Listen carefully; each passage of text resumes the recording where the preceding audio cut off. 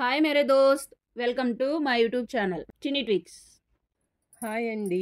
మా పెరట్లో కాసిన గులాబీ మొక్కకు గులాబీ పువ్వు, దీంతో రోజ్ వాటర్ ఎలా చేయాలో చూపిస్తాను.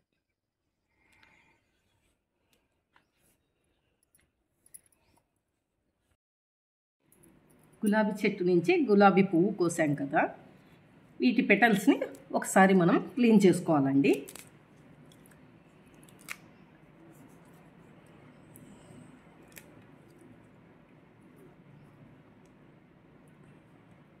ఈ గులాబీ రెక్కలు మంచి వాసన వస్తున్నాయండి. స్టవ్ వెలిగించి ఒక గిన్నె పెట్టుకొని ఒక గ్లాసు నీళ్లు పోసుకొని మరిగించుకోవాలండి. ఇది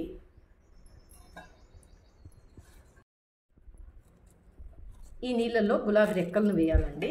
వేసి టైట్గా మూత పెట్టుకోవాలండి, ఆవిరి పోకుండా.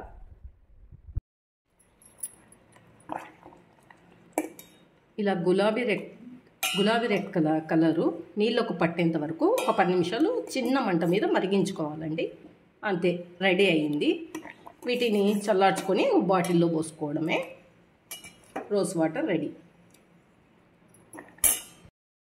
ఈ విధంగా చల్లారిన రోజ్ వాటర్ను స్ట్రెయిన్ చేసుకుని ఈ విధంగా వడగట్టిన రోజ్ వాటర్ను ఒక బాటిల్కి పోసుకొని మూత పెట్టి టైట్గా బిగించేసుకోవాలండి. ఇది అంతే, ఇది rose water ready. Please subscribe my channel.